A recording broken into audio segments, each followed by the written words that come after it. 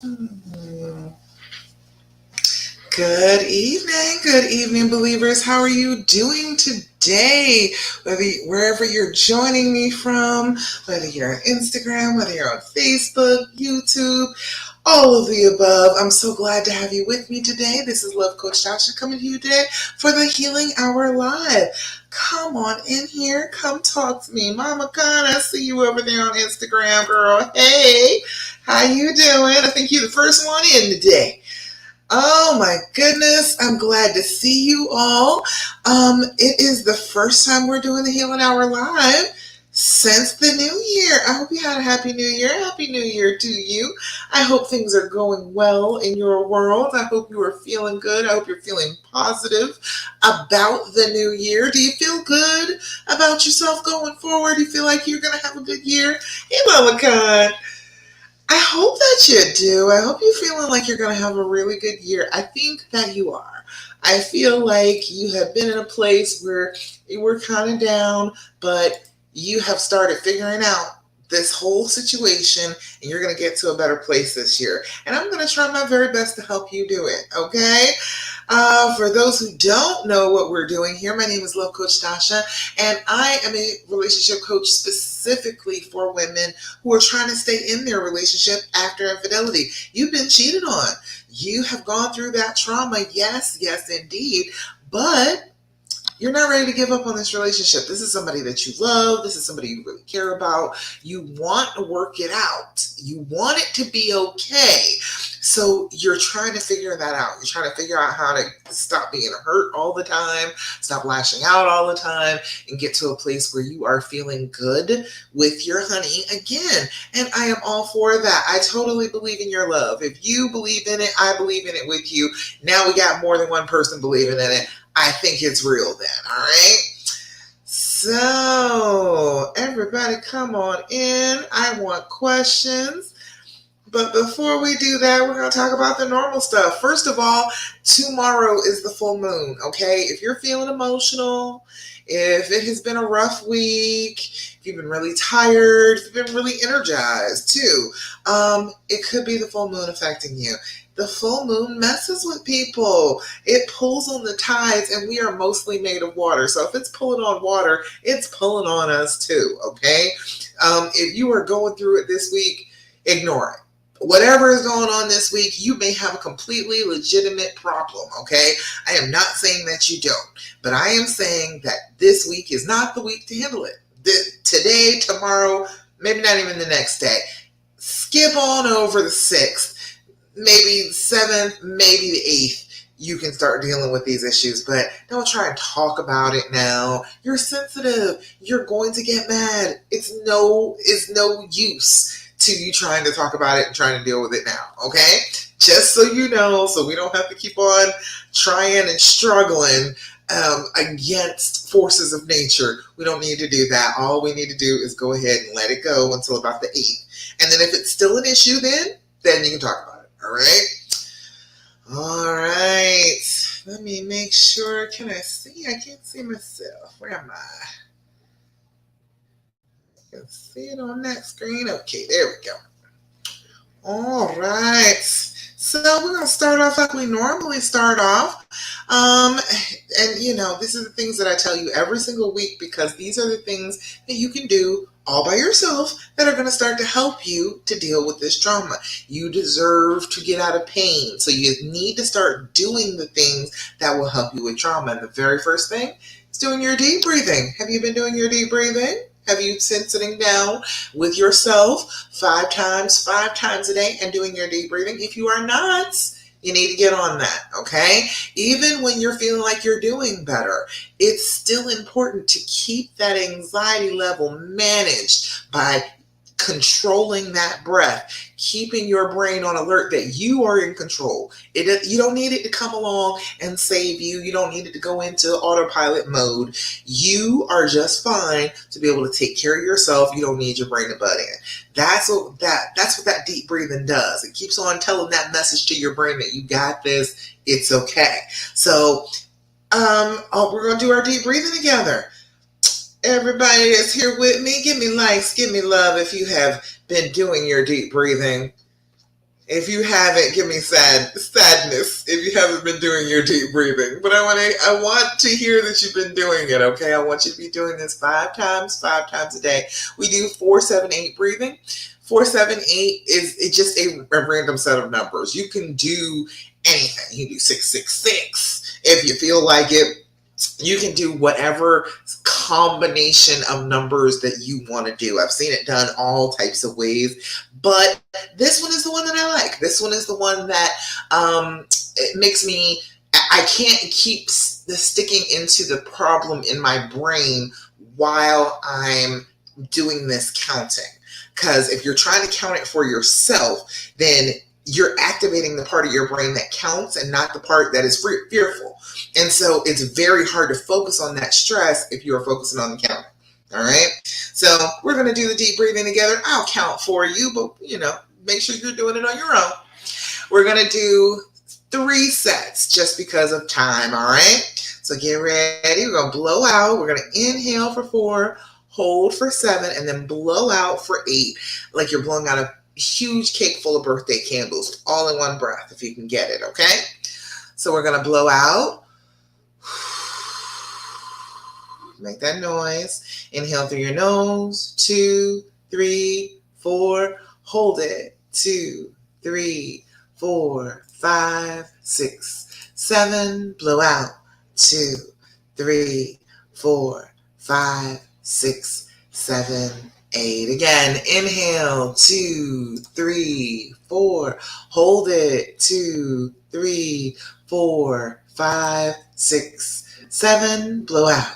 2, 3, 4, 5, 6, 7, 8. Last time. Inhale. 2, 3, 4. Hold it. 2, 3, 4, 5, 6, 7. Blow out. 2, 3, 4, 5, 6, 7, and 8. Beautiful.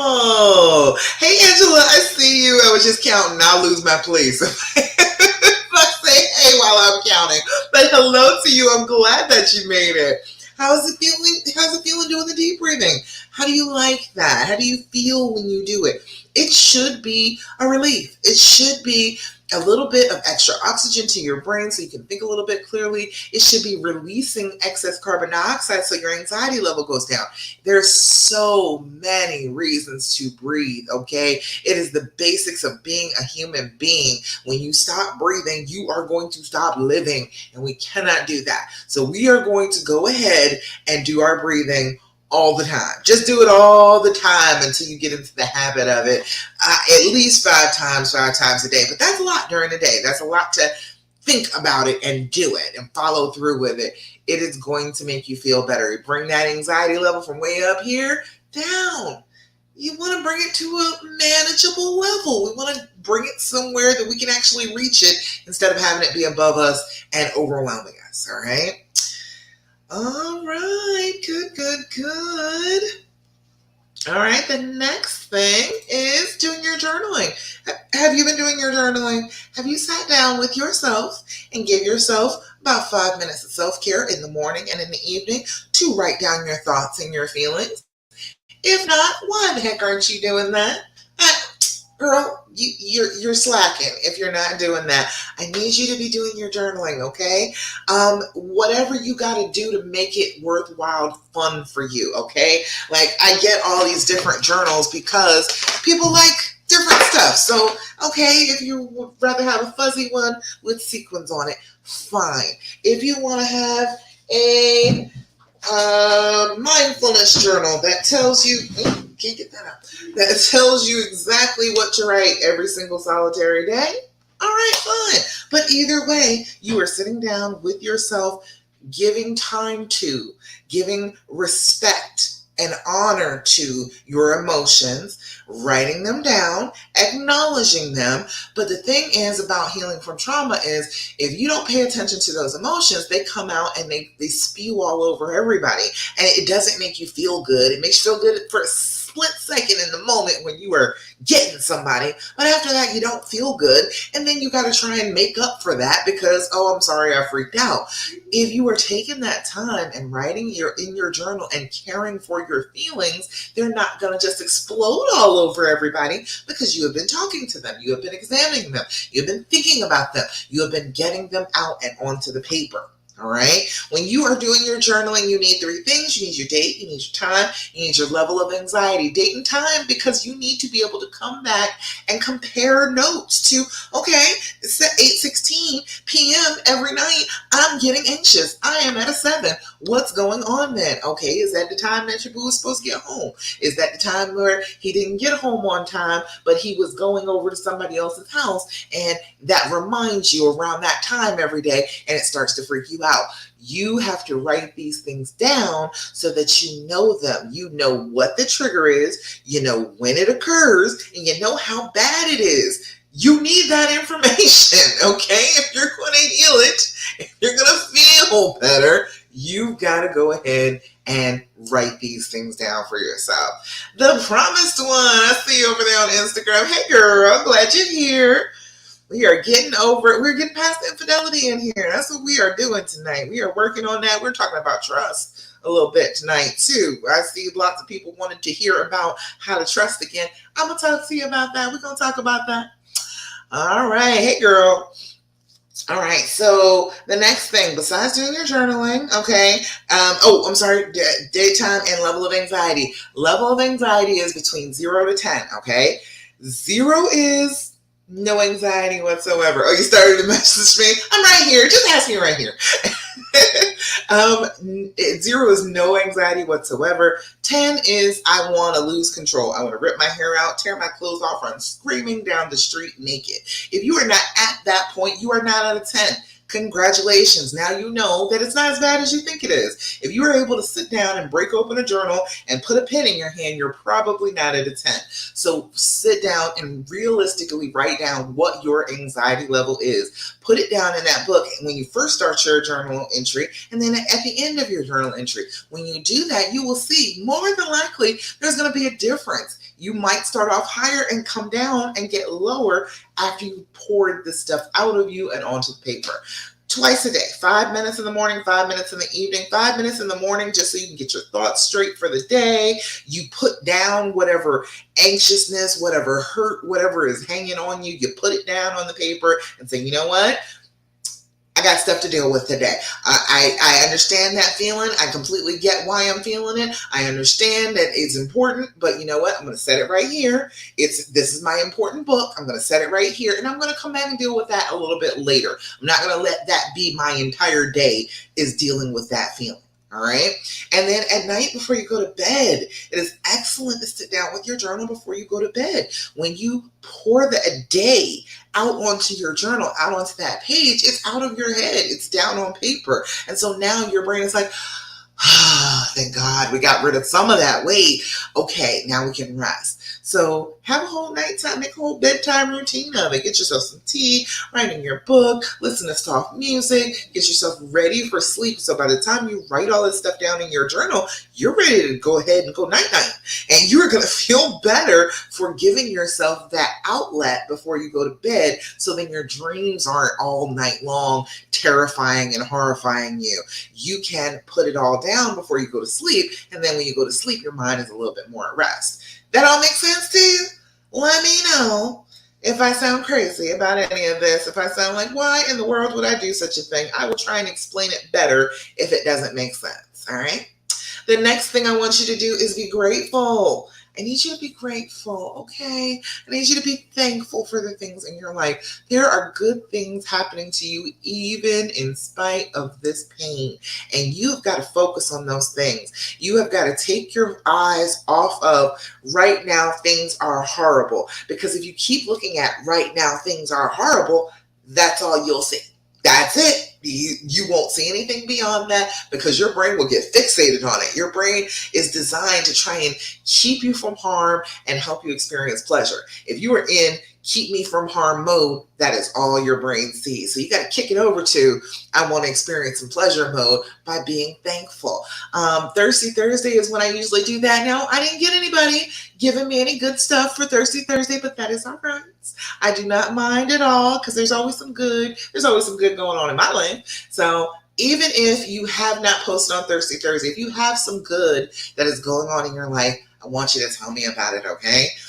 This one isn't even my good, but my son went out. He got on the lacrosse team tonight. I just feel so proud of him. I'm like, oh, he's going to be an athlete.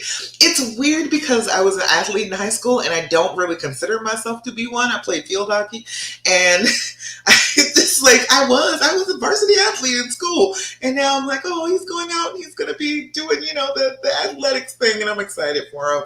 So happy times over here. Mama Khan said, my marriage counselor said, focus on the screen in front of me. It is the one on the side that's showing the past. That's what you got to focus on. We're going forward. We can't keep looking backward. Can't keep looking at the old stuff. That old footage sucks. We know. We are aware. We know it. We are fully aware that right now, right here, and in the immediate past, it all sucks. So there's no need to keep on going back over it. There's no need to keep on examining it and looking for pieces in it. It's just going to make you miserable. So we got to move on. We got to go back, go forward. I think what happens is this is such a big hurt that people feel like they should be stuck for years. They feel like, oh, I should be dealing with this and reckoning with this and wrestling with this for years because this is such a big hurt. It hurt me so bad. But that's not the case. You don't have to hurt for years. You don't have to deal with this for years. You can get past this. You can go ahead and start. And then as you start practicing it more and more and more, focusing on the good in your life instead of this negative thing that happened, you'll get more and more used to it. You get more momentum and it becomes easier and easier not to make this be the focal point of your day.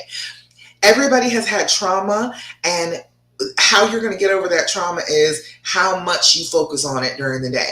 If you're always focusing on it, you are really still in that traumatized state. But if you start to take your attention away from it over and over and over again with practice, you will get to the point where you're not even thinking about it. It's not the first thing you think about in the morning. It will be, you will wake up one day and it will be sooner than you think.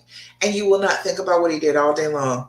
You will have regular conversation with him. You will be happy. You'll go about your day. And then it'll hit you like that night, right before you get ready to go to bed. Be like, damn it.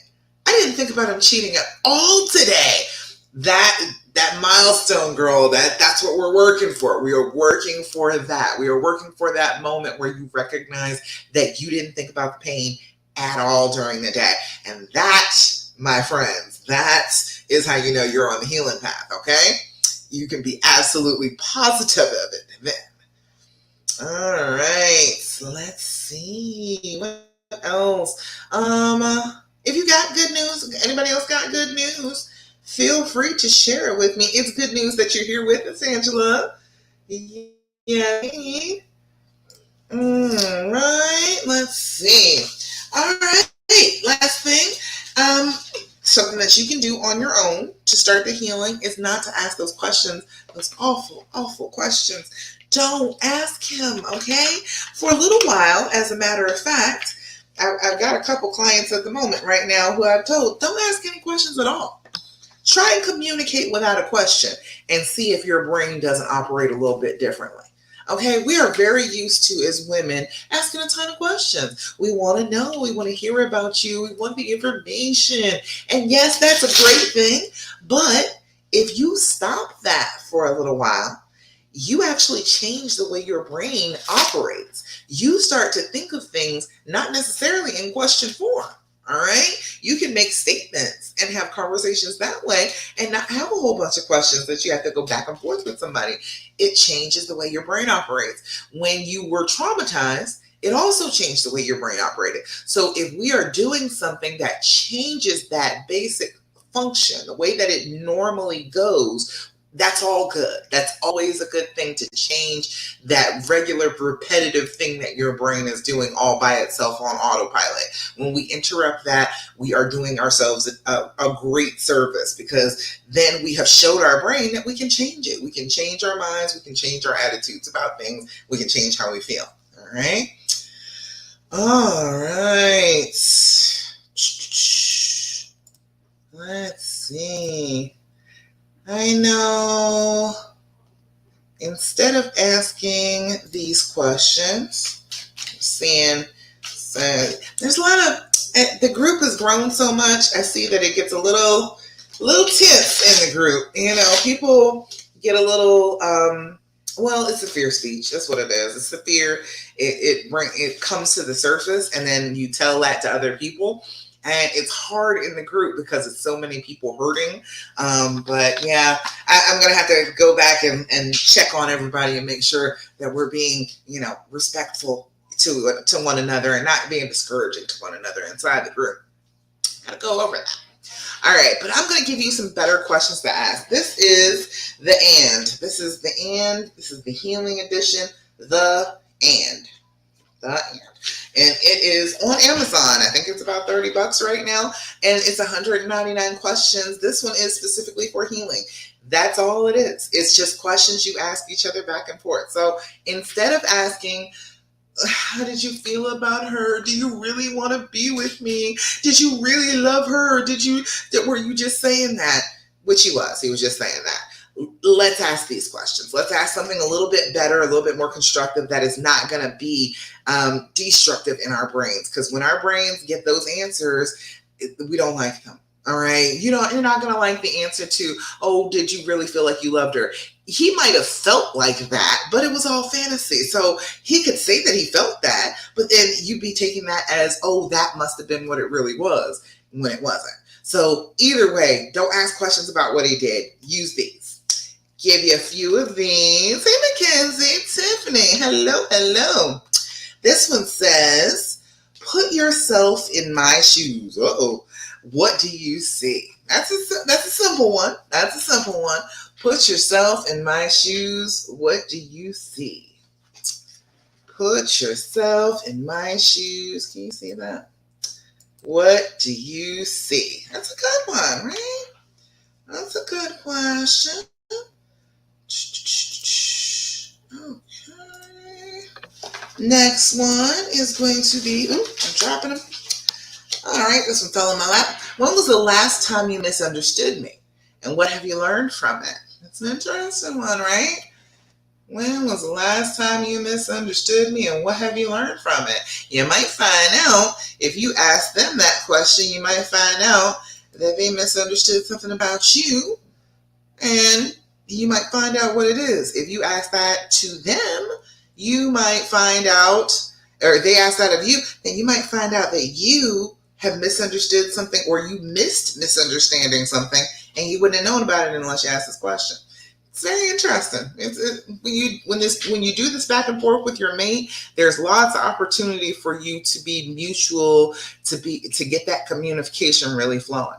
So this one was, when was the last time you misunderstood me, and what have you learned from it? When was the last time you misunderstood me, and what have you learned from it? When was the last time you misunderstood me, and what have you learned from it? And one more in here. How do I inspire others? That's a good question. That's some love right there. How do I inspire others? How does your honey inspire others in your mind? How do you think that they would say you inspire others? How do you think that? Let me know.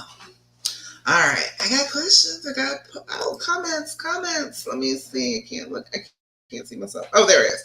Angela says, I don't know if it's good news since my whole body hurts, but I'm getting in 1.5 miles push-up, sit-ups, and squats, getting ready to start my new job. I know that's right, girl. Get it. I see you being all strong over there. I'm not going to do 1.5 miles. I just ain't. I am not going to do it. I got bad knees. I had surgery on both my legs. I'm not doing all that. I can do all the rest with you. I can do some push-ups and some sit-ups and some squats with you. But 1.5 miles, I can't do it. I hope you really enjoy this new job and it makes you feel fun and fit and it makes you feel good when you go there, Angela, because for real, you deserve it out here doing all that, getting prepared for it, okay? That's some good news on this Thirsty Thursday. I'm glad that you are feeling good and you are getting ready to start your new job pretty shortly here, right? It's coming up pretty soon. We are already in, dang, we're on the 5th day of January already. This year is going to fly by like 2022 did. All right, that is definitely some good news. All right, so everybody that's here, let me know what you would like to talk to me about today. But I'm going to talk to you a little bit about trust today because that was the thing. When I posted yesterday, hey, we're going live. What you want to know about rebuilding trust? That was the thing. That was the one. And I'm going to tell you some stuff about rebuilding trust you are probably not going to like, okay? And I get it. I understand why you're not going to like it, but there's also a reason to it that will help you feel like, ooh, yeah, it's wonderful that it's like this. All right, so bear with me. All right, let's see. I don't see. As a matter of fact, I think that was the only questions that I got was trust. How you rebuild trust? What is going on with the trust? All right, and the whole thing about the trust thing is that trust is a belief. Let's start off with that. Oh, the promised one, dealing with the triggers. We can talk about that too, for sure, for sure. The trust issues, the trust factor, okay? The trust factor is very difficult because what people don't realize is that trust is a belief. Trust is you, somewhere inside you, believing the best of someone or something. It is not outside of you in any way, shape, or form. We always say, and I know you have heard this a million times being a woman, well, someone has to earn your trust.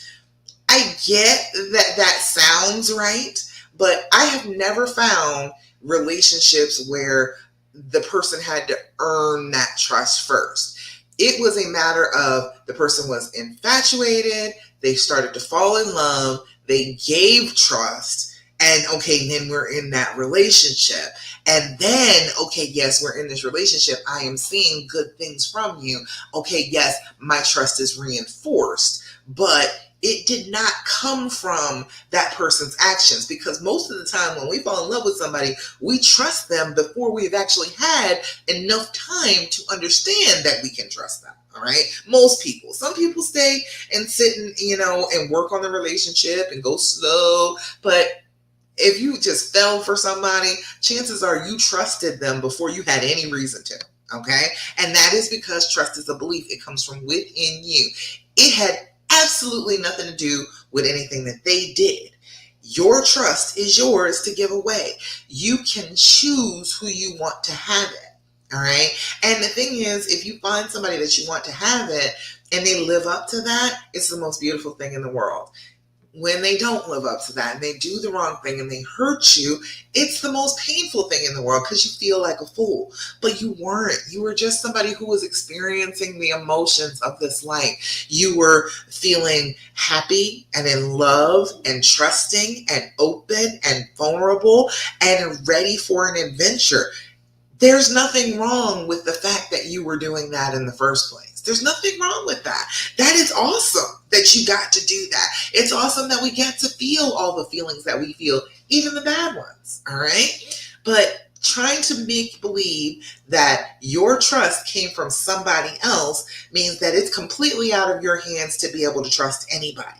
If you say that, oh, I can only trust someone who has shown me time and time again that they are trustworthy, that's not really trust. That is, you have seen it. You have confirmed it. You're not trusting it. You're not believing it. You're seeing it. All right. There's a difference. Trust is the belief. All right. Not the proof. So as you're going about this, okay, you got this belief and he's not going to be able to hand it to you. He's not going to be able to say to you, here is trust for me again. Partake. Eat as much as you want. He's not going to be able to say that because he can't give it to you because it didn't come from him in the first place. Does that all make sense just by itself? He didn't have anything to do with you trusting. You decided on trust. All right. If that is the case, then you just have to decide on trust again. That is the only thing that is stopping you right now. That is the thing that could change your whole situation right now, is deciding that you want to trust this person. And the thing is, you do want to trust them. You're still with them. You're still in a relationship. You're here with me. You're trying to find out ways that you can feel this trust and feel open to it. The reason why it's so hard is because you were in love when you first fell in love with them and you first started to trust them. And there were some chemical things happening. You had the dopamine and the serotonin flowing, and everything felt good. And it was like being high on drugs, because chemically it's very, very little difference. And so it was very easy to trust them because you were high. Okay? That's the only reason it was easy back then. You were good and high, and you were like, oh yeah, I like this person. Let me give them my trust. Now you're having to do that without the high. Now you're having to do that with real relationship events, a whole real relationship behind it. That's what you're doing. You are saying, okay, I've been in this relationship with this person. I'm still choosing to be with them. So the relationship must have been pretty good. And yes, they messed up big time. But does that mean that I don't trust them forever? Would I sacrifice the whole of this good relationship for the fact that they were untrustworthy in this thing? And I say no. I say don't do that, because you're going to be untrustworthy at some point too. We all are. Every human being on this whole wide planet is untrustworthy at some point, and that does not mean that you don't deserve love. That is not what that means. It means that you messed up. So if you've got this history with them now, you've had this relationship with them, everything was going well, you wanted to be with them, and then this happened. All of that doesn't change. This is still the same person. Yes, now you found out that they're capable of doing something you should have known they were capable of doing the entire time, but they're just a person, and they're your person. And so you have to decide, I want to trust this person again. I want to give this person my trust. This is the person that I do want to trust. I'm not saying go out and give your trust to everybody on the planet. I'm not saying that at all.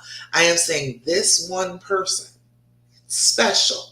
This person has made you feel special, and you have a lot of history behind it, and you have a good reason to go ahead and try and trust them again, and show them, hey, look, I understand that you were a person, you messed up, I still love you, and I'm willing to trust you again.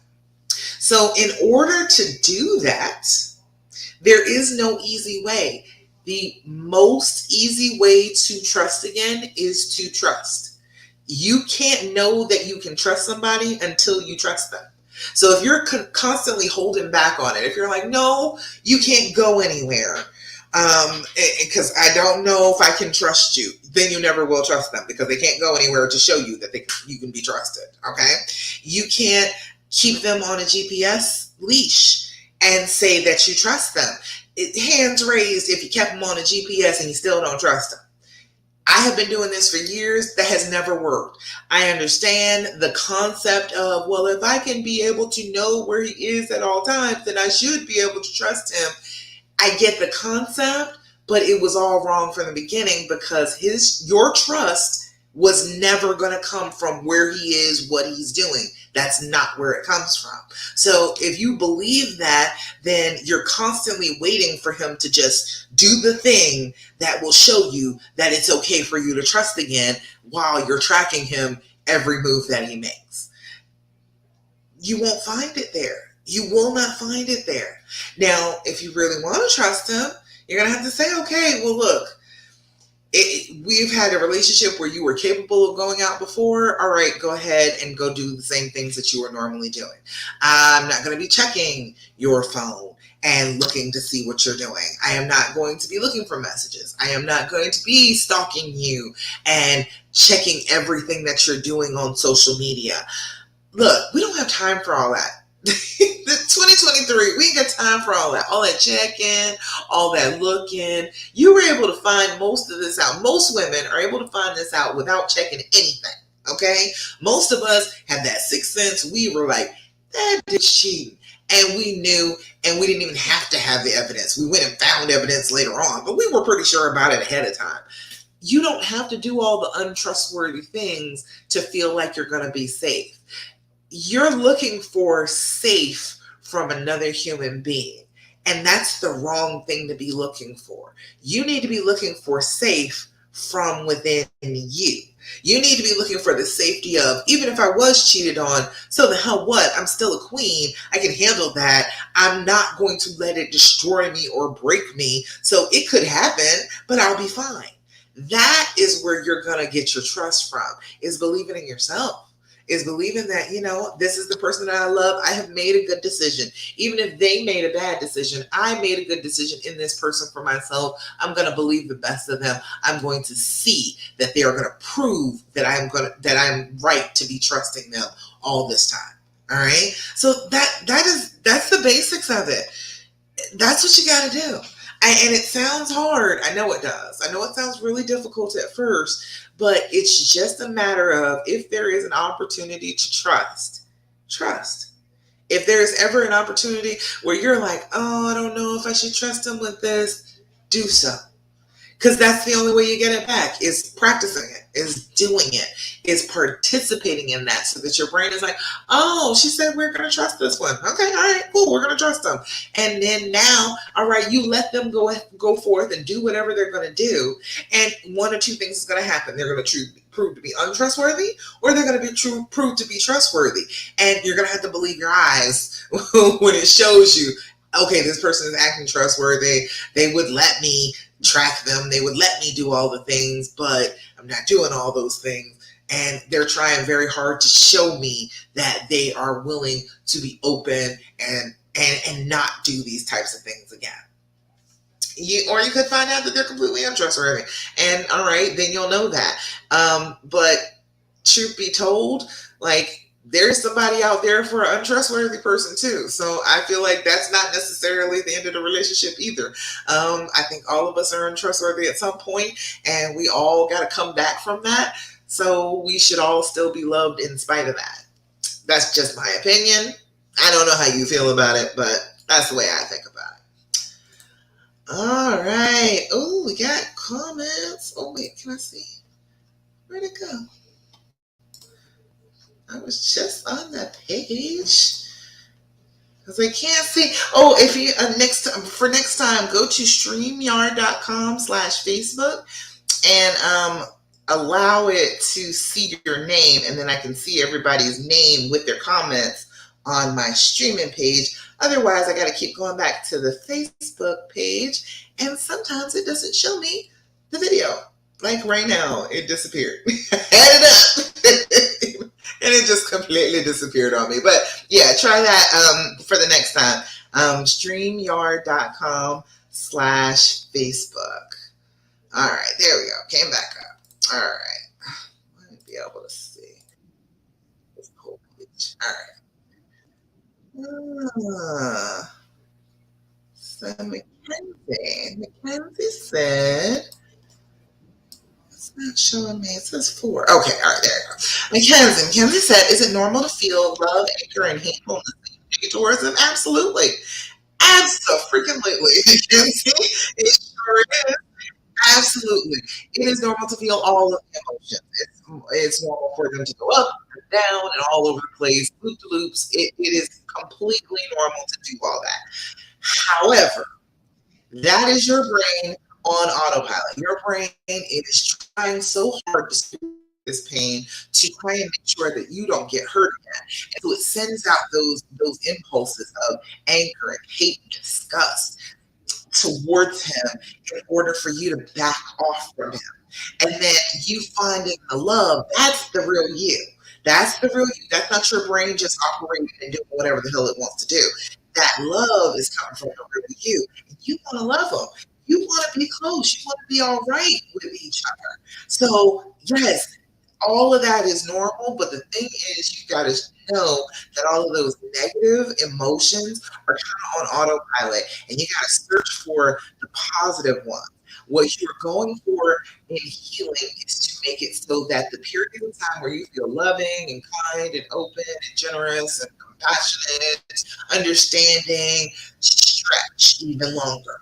And then we're going to shorten up those times where I want to kill you and I think that you are crazy and I don't know why you did the terrible thing to me. We got to shorten time up, lengthen the time of the good times. That's the way you do it. That's how you heal. And it'll be over and over and over again. It will be okay. You get these long periods of time where you're doing great, and your brain freaks the hell out about that. It's like, why is things going well now? He hurt us. He can hurt us again. Why are you being so calm about this? And then you have one of the bad periods of time.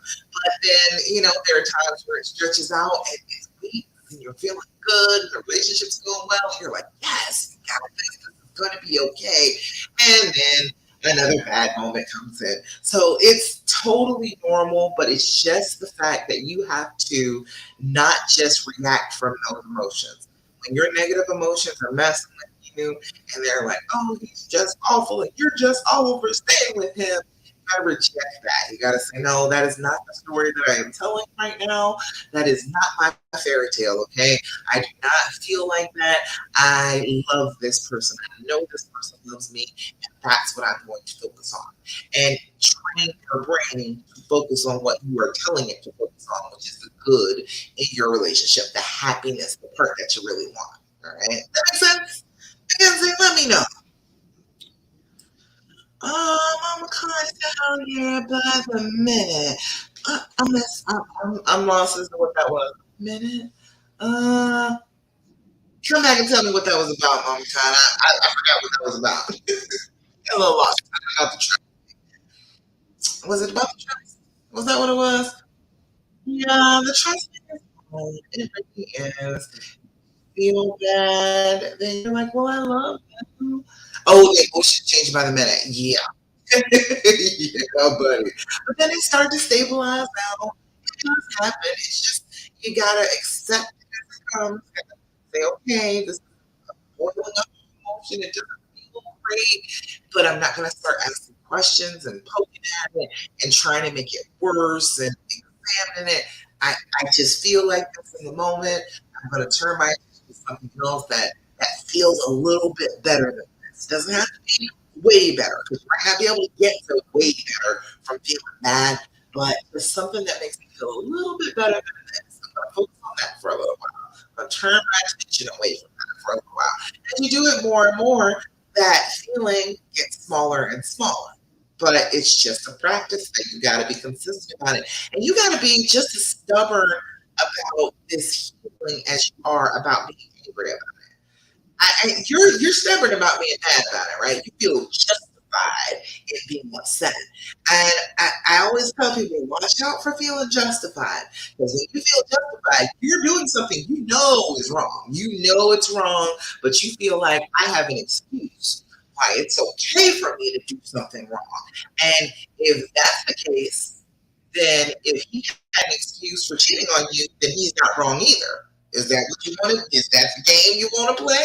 Let's not play those games, okay?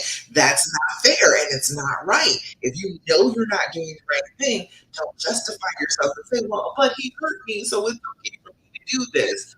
You want him to do the right things because he knows that they're the right things. He knows that that would be a good thing for your relationship, a good thing to do for you. Same thing goes for him.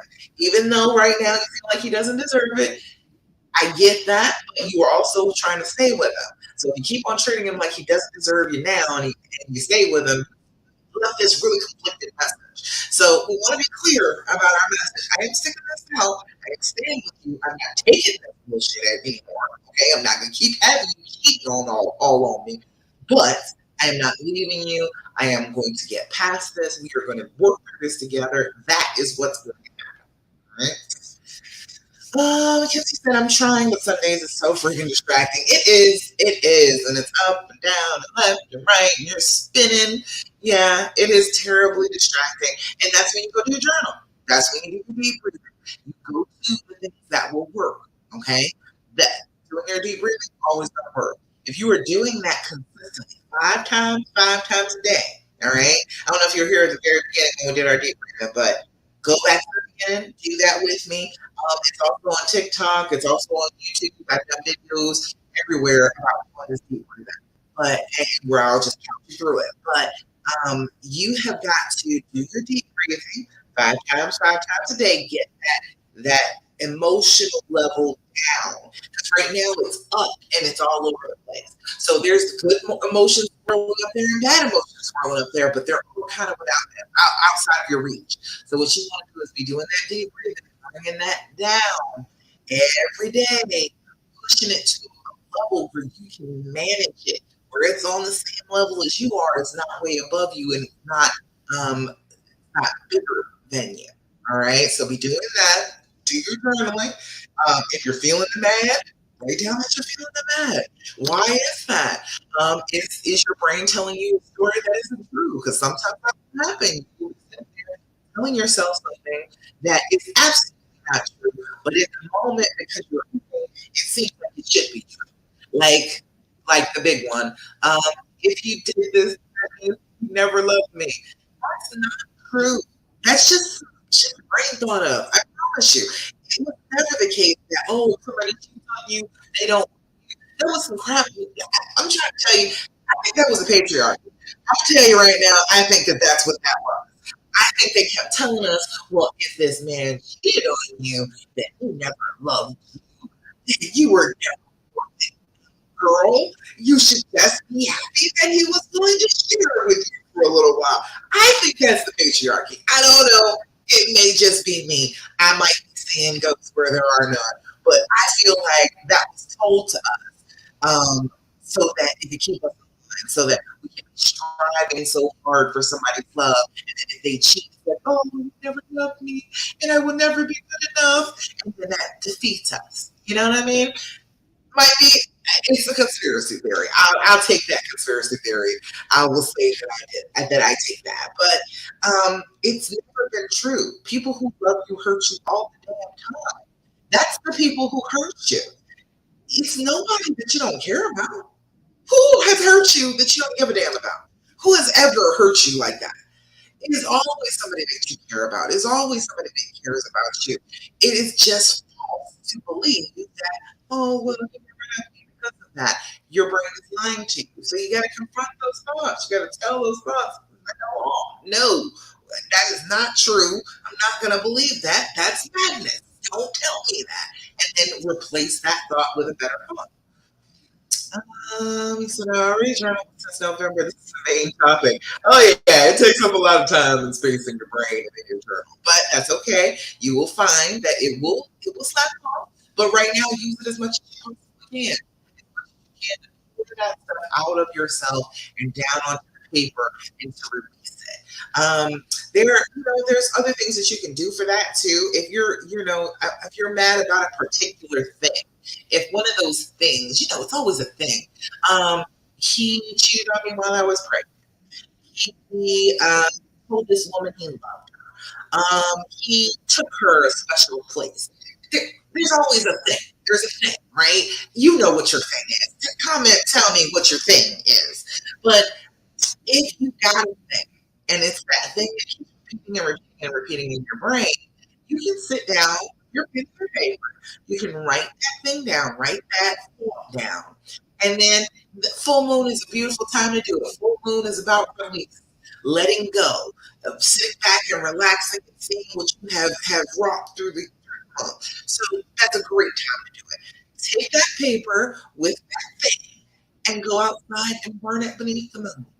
Burn that paper, and then as that paper is burning, that smoke is releasing whatever this thing was. You are saying, I release this thing. This is no longer going to be a thing for me. This is one thing that I have forgiven. This is a thing I'm not going to keep bringing up. And if my brain does pop up and bring it up again, I'm going to come back to this moment, to this thing rising in the smoke and drifting away under the full moon. It's symbolism in your brain. It shows your brain what you're talking about. It's like, oh, she took it and she wrote it down and she burned it under the full moon. Oh, okay. She really must mean that she don't want to think about that anymore. Okay, I guess we got to come up with a different thought because apparently she's serious. It will be good for your brain to see you do that. So, hey, that is the thing. I'm going to tell you to do that. Since we're almost at the end right here, that's what I want to tell you. If you're watching now, watch on the replay. Full moon's coming tomorrow. It's all about release. If you can, if it's not freezing where you are, it's been like 60s around here in Virginia. It's been a beautiful thing. Denise, you with me on that? Good. I'm glad. Everybody within the sound of my voice, on YouTube, Instagram, Facebook, wherever you are watching me right now. And for those of you who haven't, follow me on TikTok, please. Let me get 1,000 people so I can go live there too. Anyway, um, for tomorrow, for this full moon, you're gonna write down a thing, maybe three things. You can maybe make it about three. Make it be a thing that keeps on coming to you. It keeps messing with your brain. It's trying to drill its way down in there and make you feel bad all the time. And just decide that I am going to release this thing. This thing is not going to bother me anymore. I am not allowing it. I am telling my brain what I want it to do, and that is what we are doing. And make it a thing. Go outside, light your candle, get your little city candle, smell good. Bask in the moonlight a little bit, prayers, whatever you need to do. And then take that sheet of paper and light that bad boy on fire and watch it go. Right? It's the catharsis of putting it from in here down on the paper and then it burns and it is gone. It's a thing. It works for me very well. I will indeed do such a thing. If I am ever like, okay, I really got to let go of this. I don't want to get stuck on this. I've had to do it in a long while though. The more you practice, the better you get at it. But I would just sit there, bring my bowl outside, water, make sure I ain't burning my yard, and set that bad boy on fire and release it into the smoke. And it is very symbolic in your brain. Your brain is like, ooh, that means something. She did something. She really did that. And then it'll start to let go of it. Denise, wait. Have I seen Denise? You're Denise that I've done before, right? I haven't seen you in a minute. Yeah, I need to do something. Otherwise, tell me it causes me to lose my job. It can, right? It can. You get so distracted by the pain, you can't do anything else. You're no good to anybody else. And if you're no good to you, it doesn't really matter about if you're no good to your boss, if you're no good to yourself. If you are not there for you, then guess what? You're not going to be there for anybody.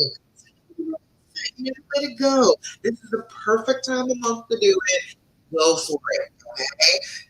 Go and be in nature and let this thing go. So if you were with me, Denise said she was with it. She said it did a lot. I lost it yesterday.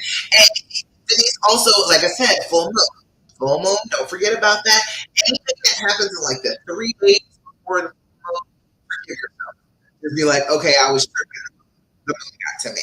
And just let it go. Whatever happened in those 3 days before the moon, it's like the day of full moon, forgive yourself, forgive others, because everybody is messed up by the moon. I was out there for 20 years, okay?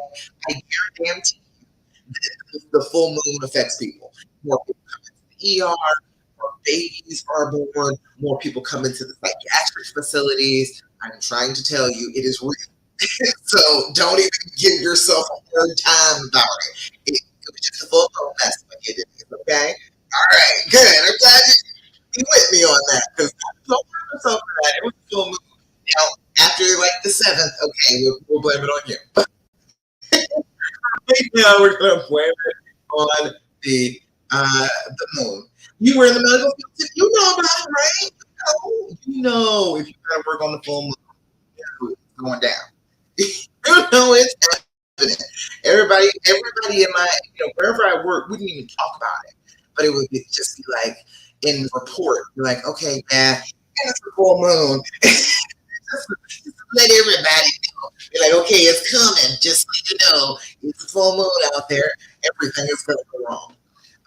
But, it's an emotional time. It makes people emotional.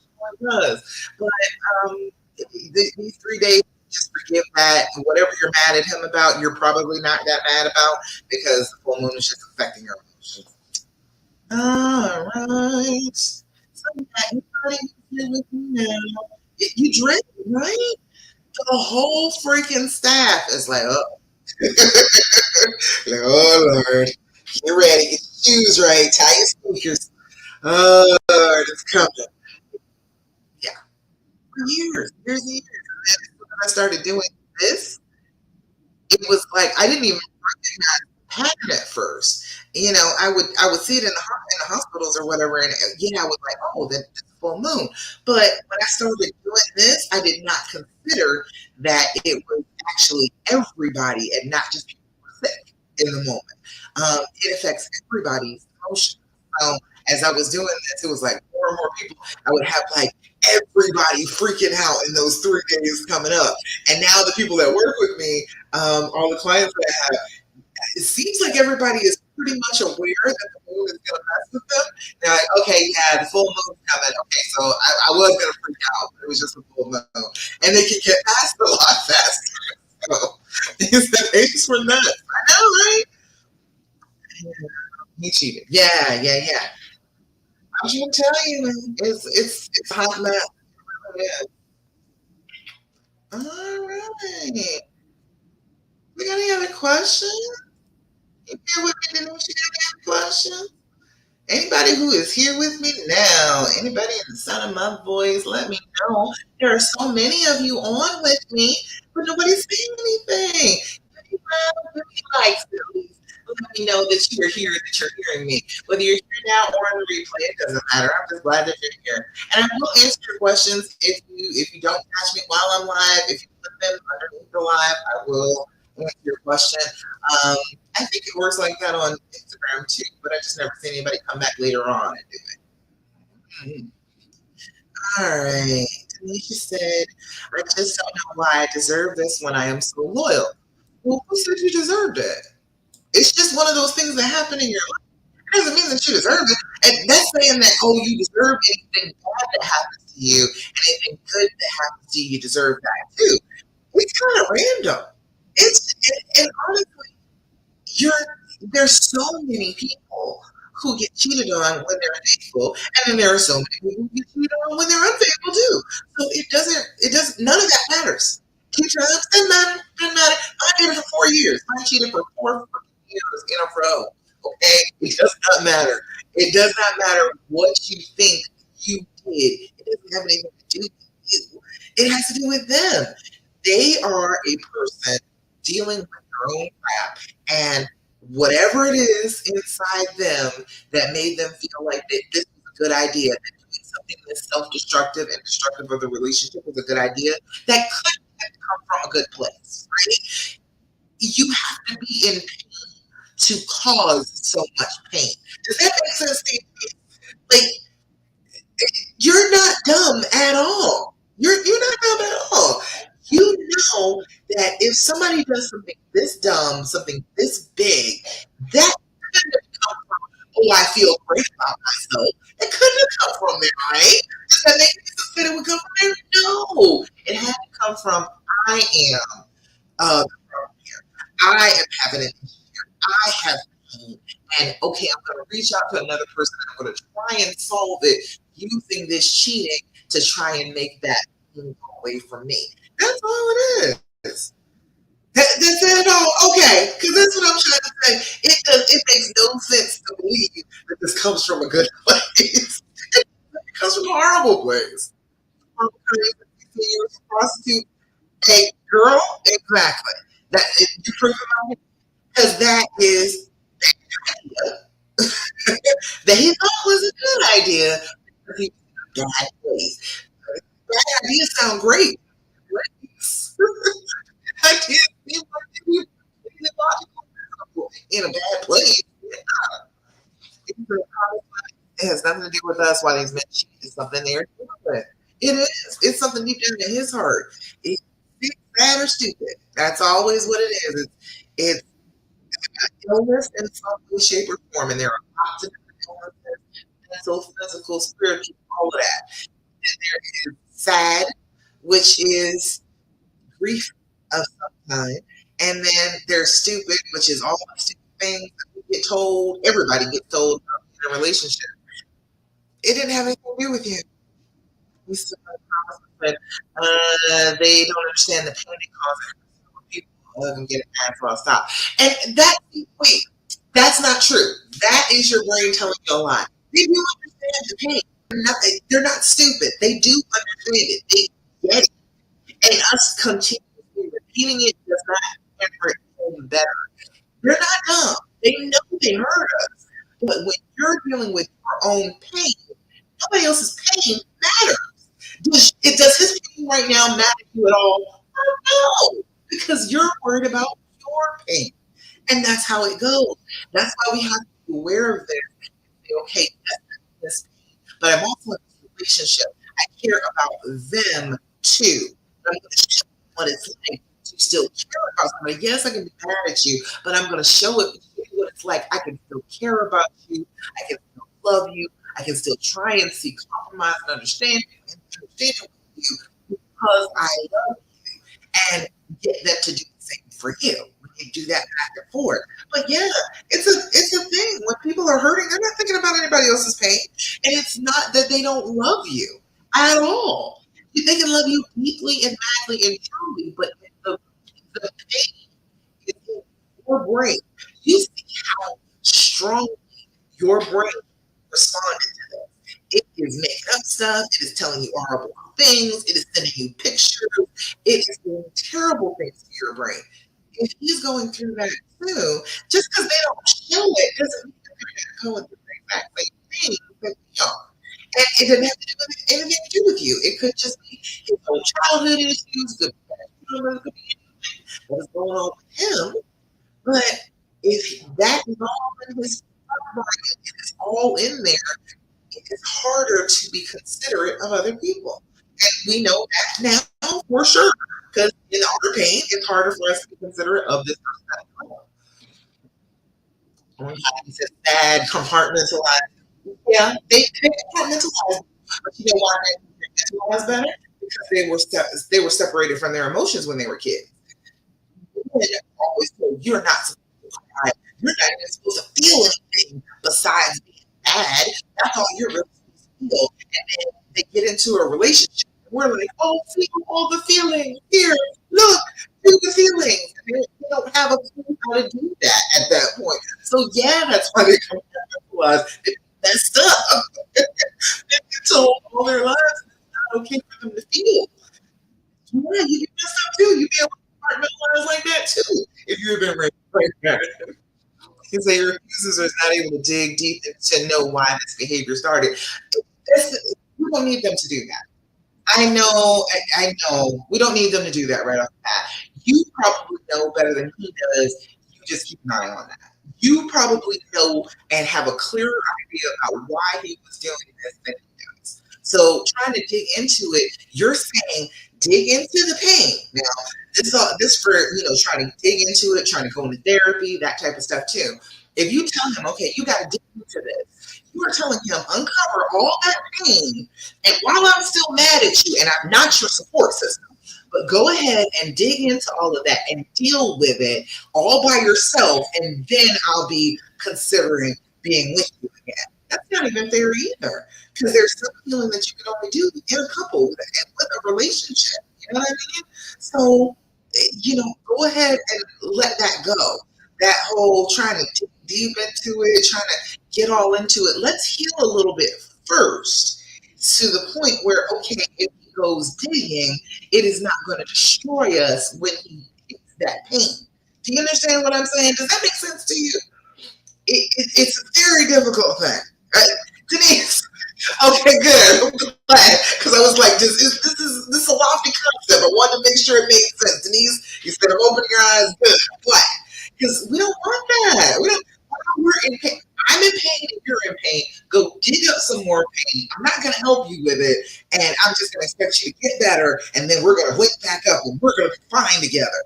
Well, you weren't there for him when he was hurting, and you're going to be like, well, he wasn't here for me, and that's no way to a productive relationship either. So it's a a lot of this is just trying to do the right thing in spite of the fact that they did the wrong thing. And it sucks, but if you know what the right thing is, you're aware of it, and then you choose not to do it, you're just as bad as he is. You can't say anything then. I always want to be in the right just so I can be able to say something. Just like to be like, oh, I was right. I did the right thing. Why didn't you do the right thing? I think you do that then. See, she said that hurts me to think I would bring that to him, right? Yeah, exactly. And once you get there, once you get to being able to be compassionate for him too, to understand that not only are you hurting, but he's hurting too. You can get there, you'll be like, okay, let me change my behavior to behave as if I do care about this person and that I do love them. Yes, they hurt me, but I'm still going to behave as if they are the person that they are to me. And when you do that, you show them, damn, how could I ever hurt this person? This person still treated me with love and respect and understanding. I fucked up. I was all messed up, and she still did this for me. Let me not ever mess this up like this again.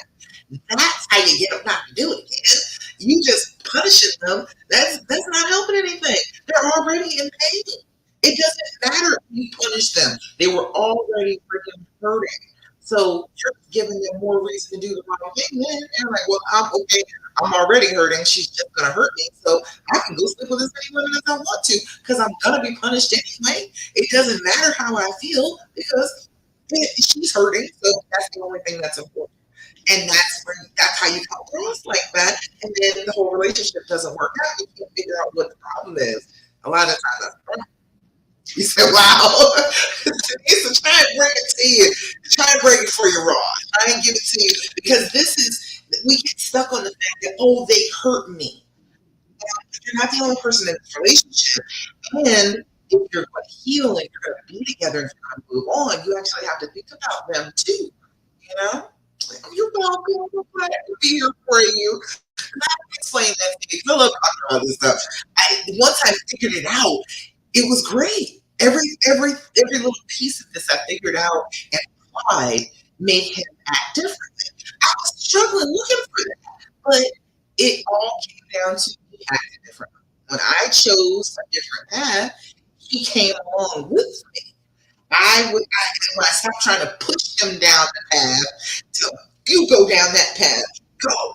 And I'm just standing there in the dark. He doesn't want to leave me. Okay, but that's not gonna work. I can't push him.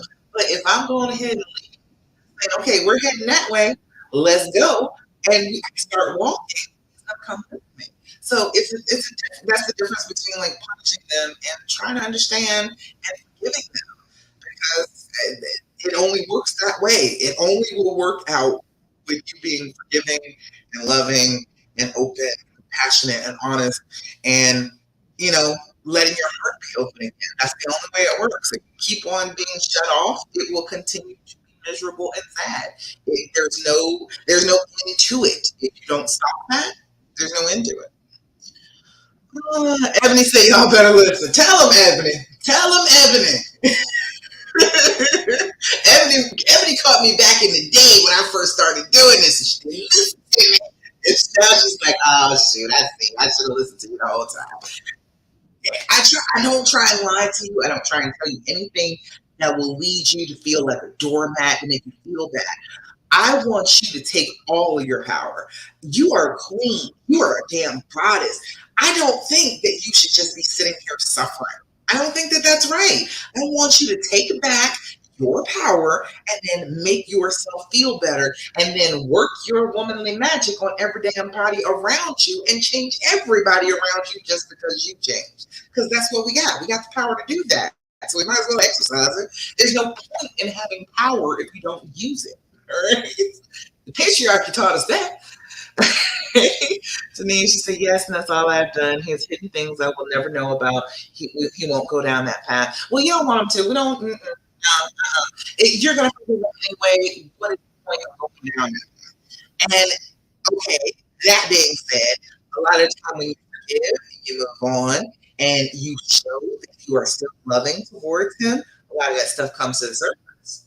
A lot of that stuff people mention hand at the weirdest, most random moments, and all of a sudden you will find out something you didn't know before because it feels safe to actually tell you now. It's not safe to tell you shit right now. It's not safe to tell you a word right now. Catherine, did that shock you? I know. I say some shocking things. I do. But yeah, that's how that works. When the second I let go of things, is when my husband opened up when I stopped asking him, who are you on the phone with? Who are you talking to? Who are you texting? The second I stopped doing that, he started getting off the phone and he looked at me. He'd be like, oh yeah, that is such and such. And we were just talking about blah, blah, blah. And he would volunteer the information. But I had to stop, I had a part. I had to stop doing that. I had to stop asking those questions, interrogating him, acting like I didn't trust him. And as soon as I did that, things started turning right around. And I promise you, you got the power to do the same thing. You just got to stop expecting him to give it to you. No, it didn't come from him. Yeah. All right. Time gets lost in the punches and the attention he brings to it. And you know what? And the thing is, okay, you're going to give him attention, because if you know that's what he needs, everybody needs to be loved and everybody needs what they need to be able to heal. You're going to give him attention. It's what you want to give him anyway, and it's what you want from him anyway. So go ahead and do that. There's nothing wrong with that. See, you're 100% right, because he gets so mad about that. Girl, yeah. Yeah, a lot of stuff, if you play one of my videos for them, they'll be like, see, that's what I was saying. She said exactly what I was telling you. Catherine said, oh my God, just all the time. But he also does that to me. Well, you stop. You can only do something about your part in this cycle. And the thing is, if you stop your part of the cycle stops. That's how it goes. If the two of you are participating in back and forth, back and forth, back and forth, if one of you stops, the other person can't continue to do the same thing. So you just take care of that part. You just take care of, okay, I am not going to do this stuff to you anymore. I'm going to act like I am a person who has forgiven, who is whole, who is healed, who is happy, who is moving forward in their life.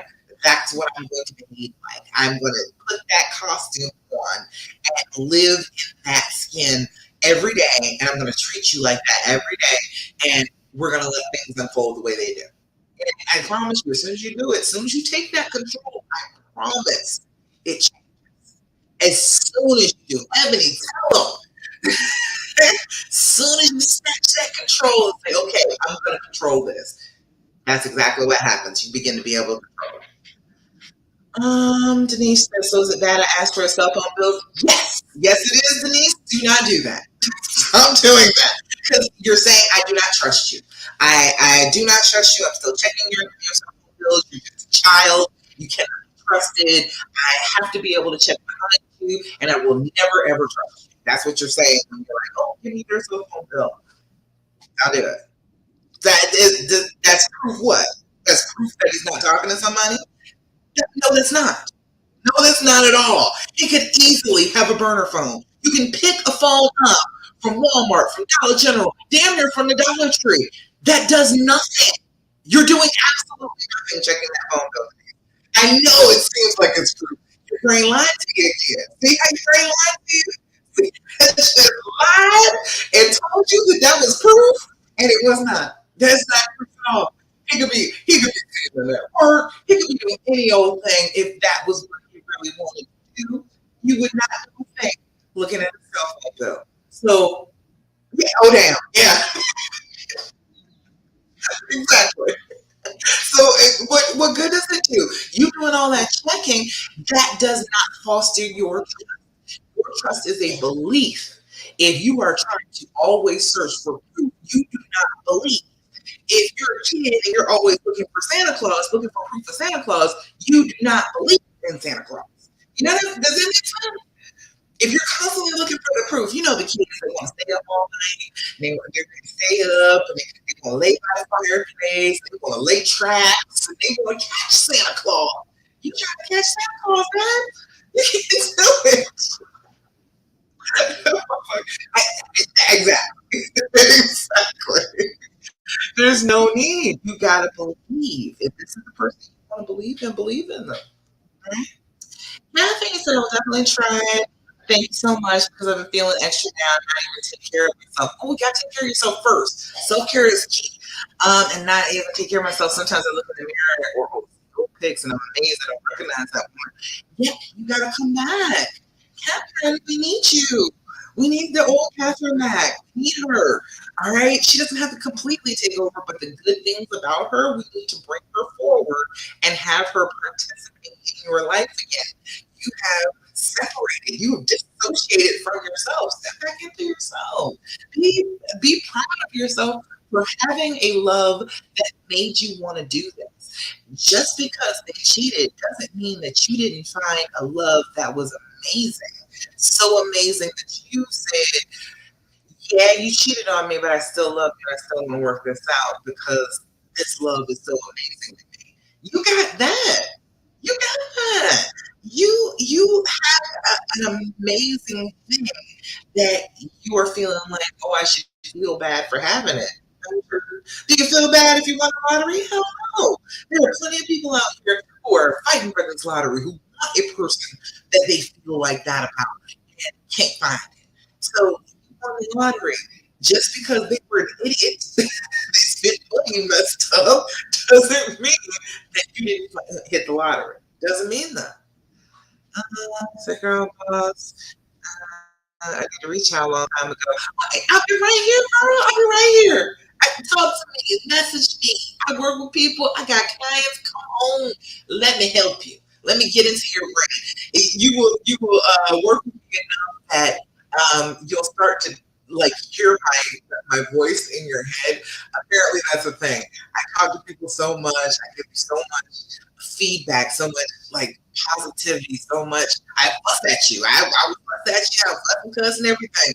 And you'll hear so much of you saying the same thing over and over again that it gets stuck in your head. And then when something comes up, you'll hear me tell you, don't do that. That's bad. That is not good. That is not loving. You should do something better than that. You should not do what the fear is telling you to do. The fear is about to mess you up. Your brain is lying to you again. So you'll do that. So come work with me. Everybody, anybody who wants to. I am accepting one-on-one clients right now. So if you are interested in working with me, send me a message. Whether you're on all the platforms, send me a message, and I will tell you about the programs that I got, and you can work with me. Ebony knows. Ebony knows. I'm in her head. I am a secondary voice in her head right now. Nisha said you lost over 100 pounds. What? You've been so sick over it. Yeah. I was like that after my son was born. My husband was wilding, and it was just a bad time. And my son was born. I was breastfeeding. And I'm trying to tell you, the weight just melted off of me. I lost like 80 pounds. It's horrible. I looked like I was sick. People were like, "Are you on drugs? What is wrong with you? Why are you so skinny now?" It was because I was breastfeeding and stressed. Snapped that weight right on off me. It melted off. I was tiny for a good little while. I don't. I do not take interest. I am a coach. But Denise, message me. I got payment plans. I got options. Don't you worry about that. We can work something out. If you are trying to work with me, I will work with you. Okay? Anybody out here, I want to help you. I want you to be better. My goal this year is 1,000 women out of pain. That is my goal personally. Get 1,000 women out of pain, and that got to start with you. Come on, everybody that is hearing me, that is, oh, I wonder if she could help me. Yes, I can. Come talk. My email is uh, love. You can email info at lovecoach.shed.com. And I think I'm gonna put that on the screen. Info at lovecoach.shed.com. There we go. Put that in the comments. That should pop up. Hopefully, it pops up everywhere that you can see. And I will put it in my Little tree too. So she can uh, talk to me. Come talk to me. I want to talk to you. I want to talk to you. I want to help you solve this. You don't need to be in pain anymore. It's unnecessary. You don't have to keep feeling like this. And you can feel good about your decision. I think that you're right. If this is the person that you're like, this person, I'm going to just forgive and I'm going to love them anyway because they're just a fabulous person, they're the person for me. I believe you. Okay, I felt like people didn't believe me. People gave me a hard time, and they were like, "Why do you still want to be with him? You should just leave him. He hurt you. He cheated on you. You shouldn't be with him anymore." And I was like, "Dude, I'm telling you, he's the one. I'm telling you, just because he's an idiot sometimes does not mean he's not the one. How do I feel better?" And nobody could tell me, so I figured it out on my own so that I could tell you. All right. Chantal, hello, Chantal. Said, for my top of the day. Congratulations for making it that far. He was a serial cheater, but claims he wants to reconcile. I'm so torn. No, you're not. You're here. You want to do it. Um, it says, I loved him deeply and I didn't see it coming. Now I have to figure out if I'm going to break up my family or stay. This is torture. It is only torture because you are denying what you want. You want to be with him. You are struggling because your brain is saying that that is not a wise move. That, oh, you could be hurt again. But let me tell you this, Chantal, it doesn't matter. You could be hurt again anyway. You could move on to the next person and they could hurt you. You could be hurt in a million different ways. And it wouldn't be worth it for somebody that you don't love the way you love him. If you love him like that, it's worth it to go through a little pain just to be able to be together. What was it? Bob Marley said, "Everybody's gonna hurt you. You just got to find the ones worth suffering for." So if he's the one that's worth suffering for, do it. Stop hesitating. Stop holding back. You will feel better when you just go ahead and get off the fence. And somebody wasn't like the fact that I said if you keep sitting on the fence, you're gonna get blisters on your butt. I can't remember who it was that like that, but that's what's gonna happen. If you keep sitting on the fence, you are just gonna irritate your butt sitting on that fence. You are having a hard time doing what you want. You just go ahead and be with them. It's okay. I will tell you. It is okay for you not to break up your family and to be with the person you love. Okay, Chantal? Are you with that?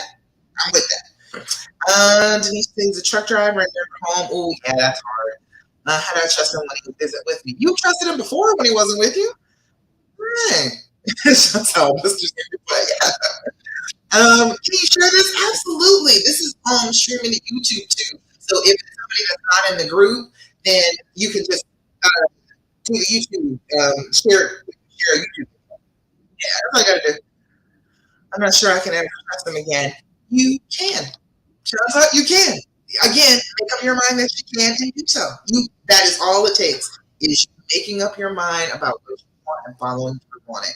You absolutely can. If you ever doubt yourself, yes, you can. Right? I hope so. So I can share with him. Absolutely, Denise. Trust and believe. When he sees the video, he's gonna be like, "Oh, I like her. You should listen to her." Anybody in here whose man has been like, "Oh yeah, I thought you was listening to Tasha. You need to go back and watch your video. You need to go call her."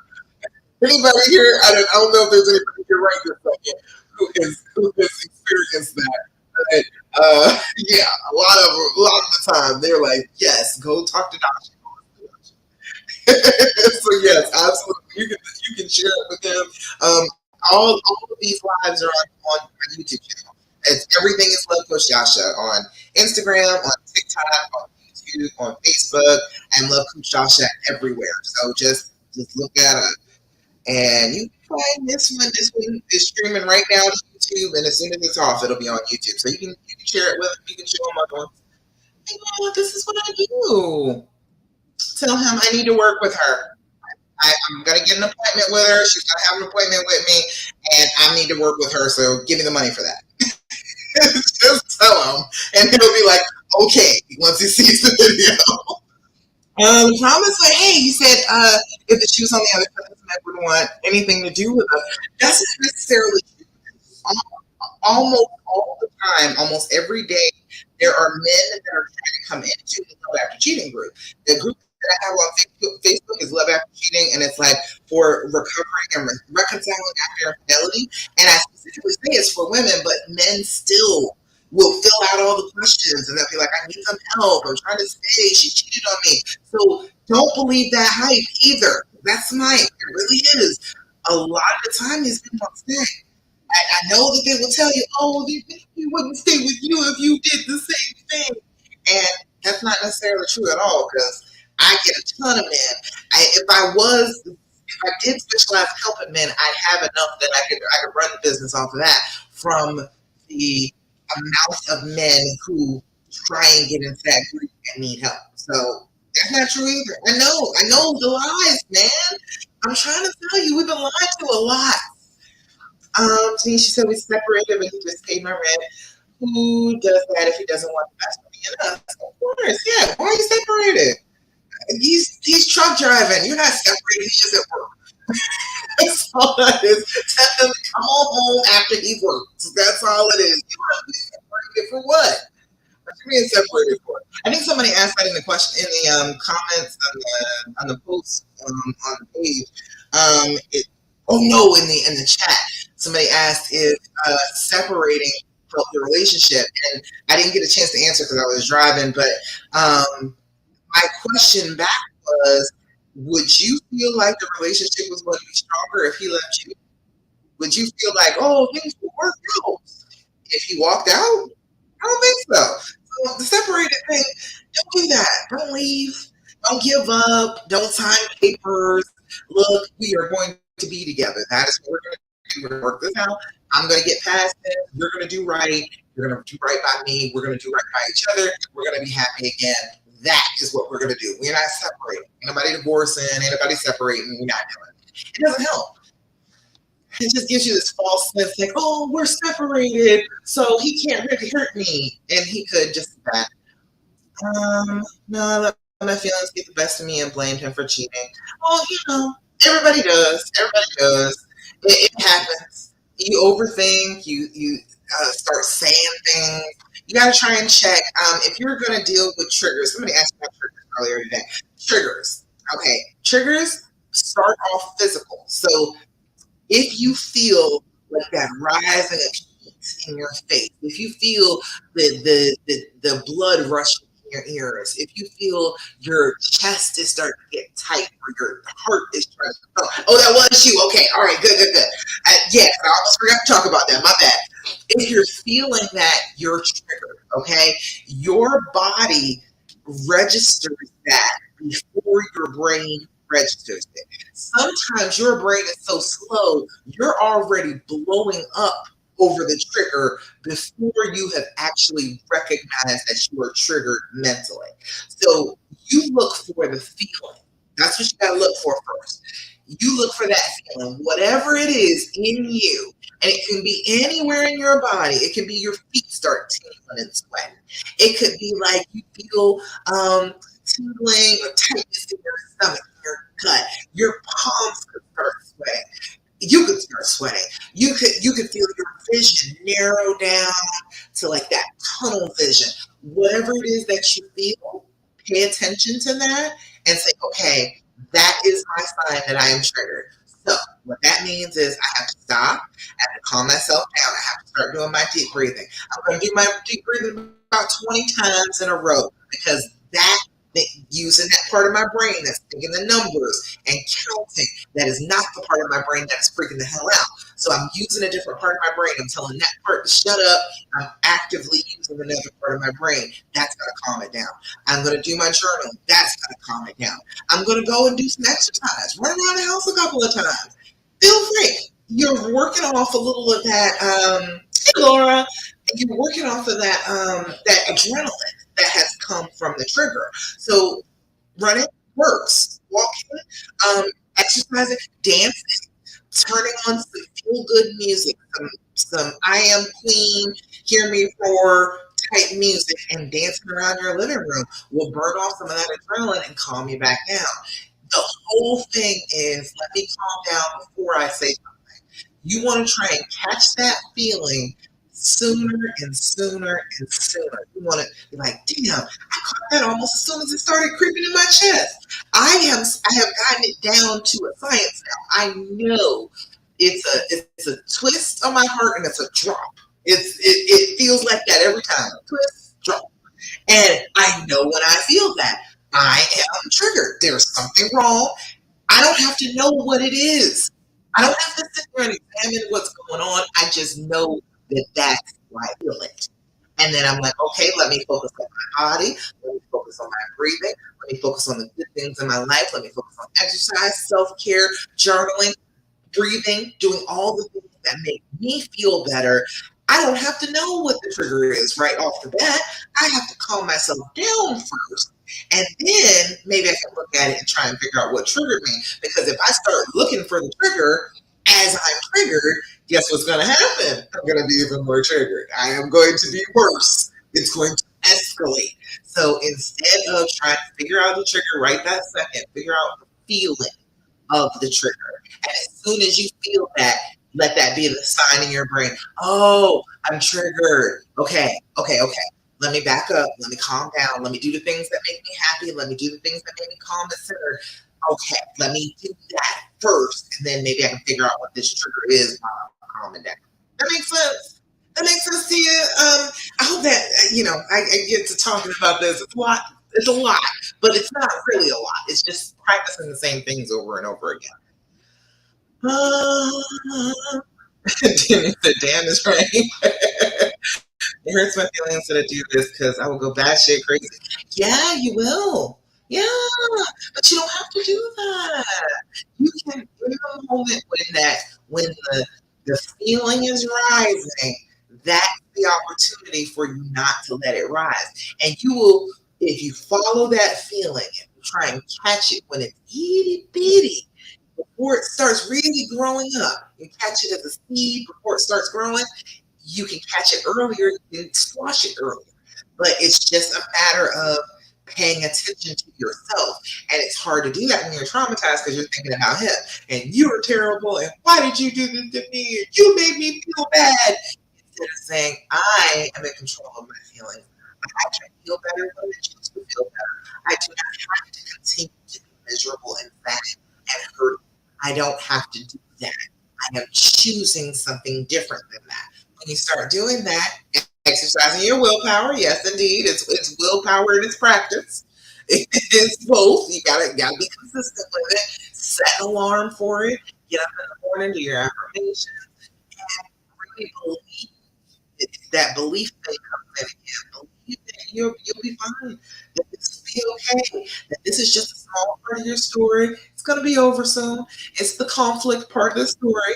This is the part of the story. If you have readers, they are on the edge of their seats. They're like, oh shit, what else is gonna happen? I can't believe she's going through all this. How is she going to come through this? And they are rooting for you, okay? Those readers, while you're going through this conflict and you're this main character, they are rooting for you. They are like, oh my gosh, I hope she makes it.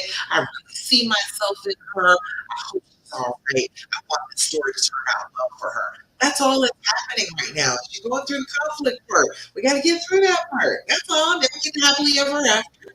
And then we get the next adventure. So this is the adventure that you're on right now. Accept it and just all of the emotion that comes with it. Accept that and all of the fact that he was just an idiot. Why did he do this? Accept that and just let it all come and let it all be heavy for a little while.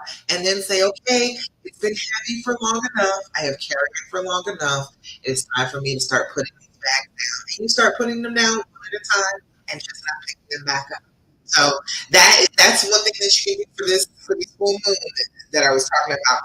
Take one piece of baggage, write it down. It's 1, 2, 3 pieces of baggage that you can sit down and you can just leave them behind right this minute. When you do that, burn that paper in the full moon, watch that smoke rise, and that feeling, that thing, you are letting it go. You are releasing it into the universe. It is no longer your responsibility. It is not something that you need to be troubled by anymore.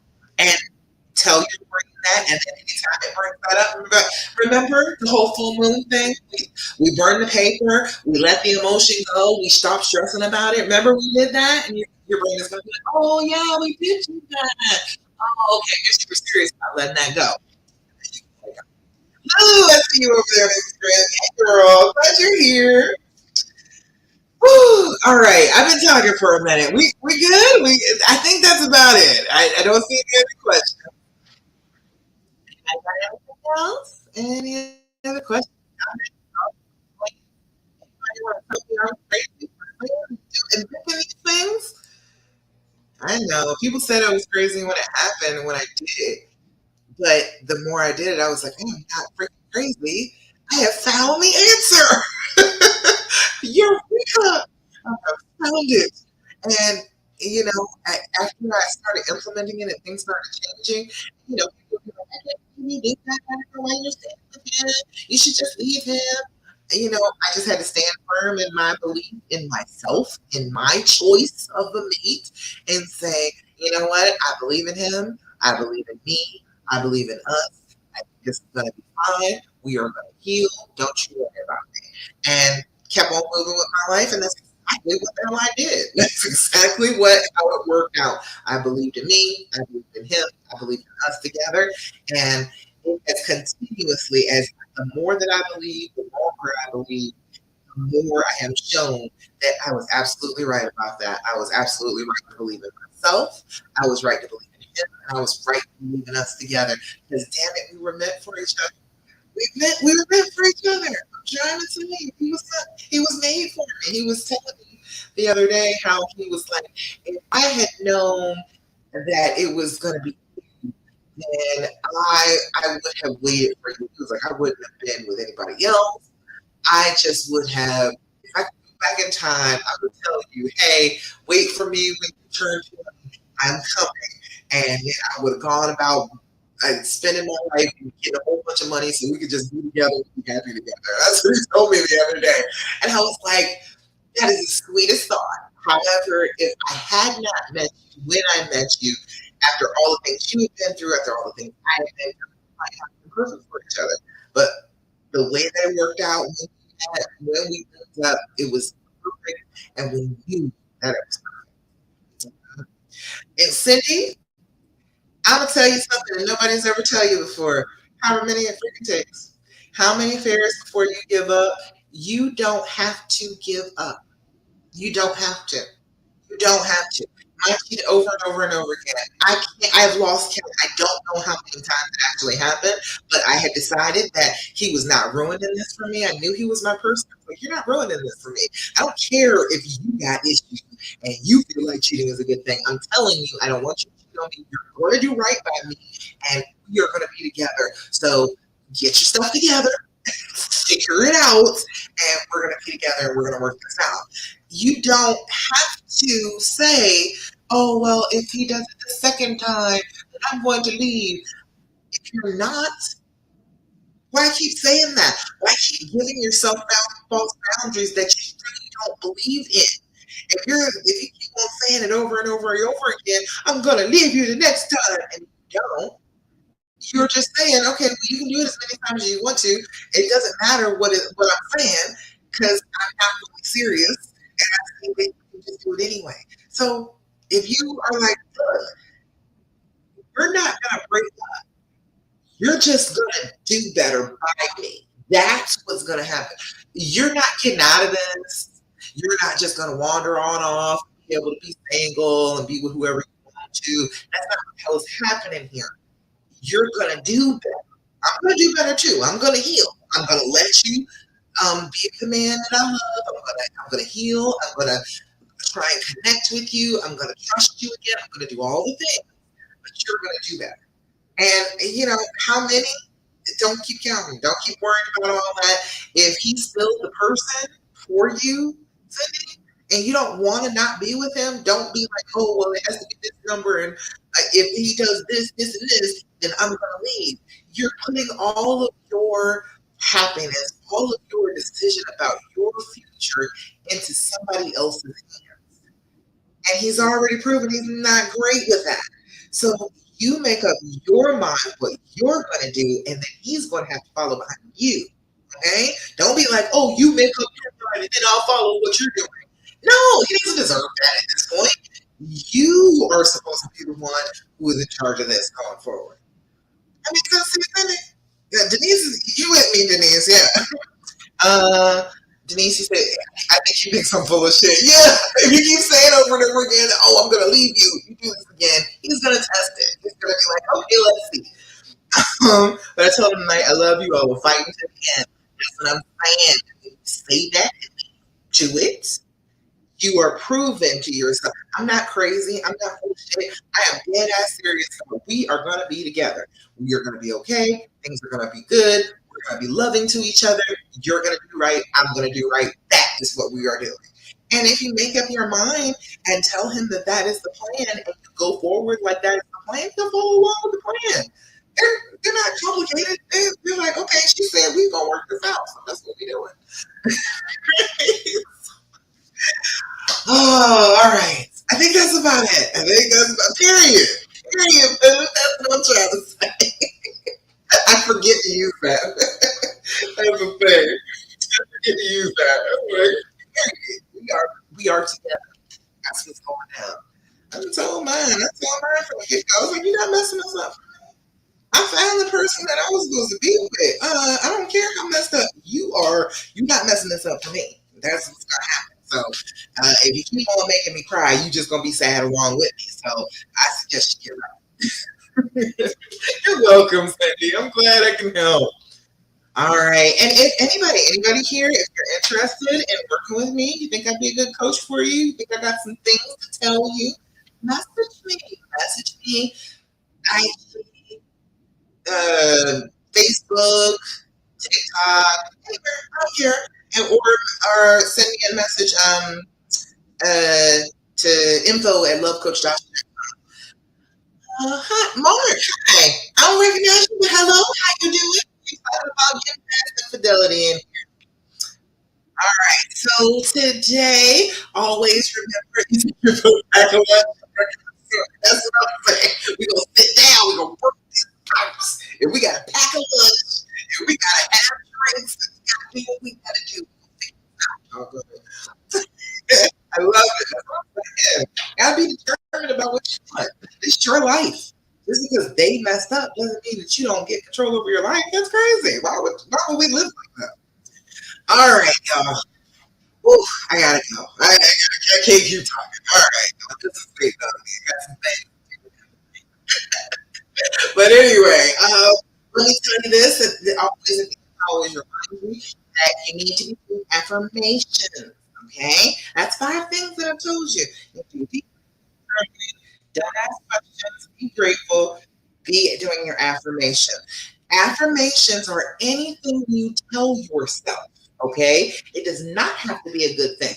So if you are going to do affirmations, make sure that it is a good thing. Okay? Tell your brain a good thing that you want it to remember.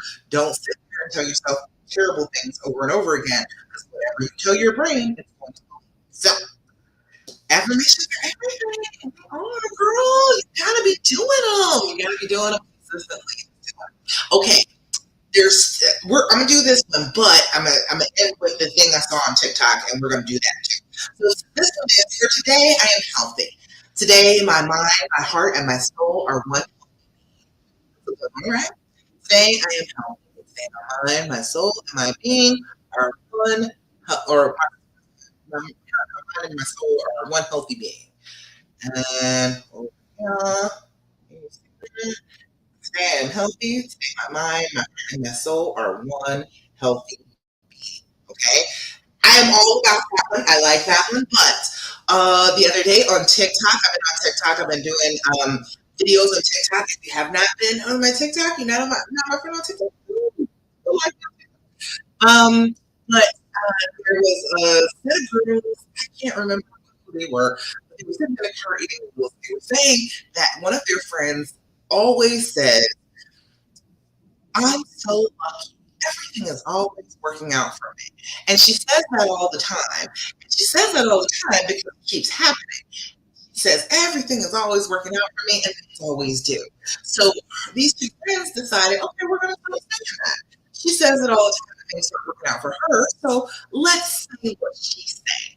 And so they started saying, I'm so lucky. Everything is always working out for me. That is an affirmation. Okay, that is an affirmation. It could also be a spell if you were a witch, but either way, you are saying what your brain, you want your brain to pick out of the universe. You're saying to your brain, I am so lucky and so blessed. And every time there is an opportunity, it somehow winds up in my lap. And your brain will be like, opportunity, opportunity, opportunity. Where is it? I got to prove that she's right because things are always working out for her. And so when you do that, you start seeing good things happen around you. I am all for that one. I'm so lucky. Everything's always working out for me. Can you do that one for me? We don't even have to do the other affirmation. I want you to do that one for me all week long. And I want you to come back and tell me next week if you said this all day, every day. And I mean all day. Say it all day. Say it when you don't feel like it. Say it when you do feel like it. Say it when you're going to bed at night. Say it when you first wake up in the morning. I'm so lucky. Everything is always working out for me. And say it a lot. You will find that things start to work out for you every time I say it. Mine last year was, because I kept saying, oh, I don't have enough money. And I said, you know what? That's a lie. I'm going to say there's always plenty of money. And that's exactly what happened. When I say there's always plenty of money, there's always plenty of money for the things that I'm going to do. There's always plenty of money for my family. There's always plenty of money for us to be together and have fun. So I started saying that the money would be there. It would be like, oh, here's some more. You need to go. You need to go somewhere. You need to do something with your family. Here's some more money. So I know that it works. So try it. All right. See if you're gonna make today ridiculously amazing. Oh no, Denise, you are gonna make your day ridiculously amazing. I'm just telling you the method by which you are going to do it. Okay. And the TikTok account, I don't know who that was. I think I saved it. I'll repost it. Or do it. I don't know. I don't know which one it is, but I'll put it in my account. But mine is Love Coach Joshua. So everywhere is Love Coach Joshua. All right, y'all. It's almost been 2 hours. I think that's good. But I'm glad to talk to you. You know I love talking to everyone when I get the opportunity. I'm going to check out the posts in the group. Somebody had an issue. And that's about it for today. Thank you so much for joining me for the Healing Hour Live. I do every week, Thursday, 8 p.m. Eastern Standard Time. So you can come and get your questions answered. But hey, if you don't want to wait for Thursday, you can always message me and work with me personally. I am a love coach for you specifically. I'm trying to tell you, I want to get you out of pain this year.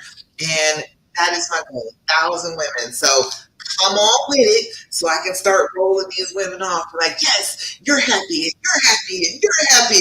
We got happiness all around. All right. All righty, y'all. I think that's about it. Whew.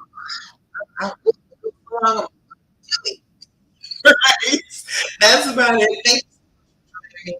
And I love you. Just remember that. I do. I love you very much. All right. All right, y'all. That's it. Bye over here on Facebook and YouTube.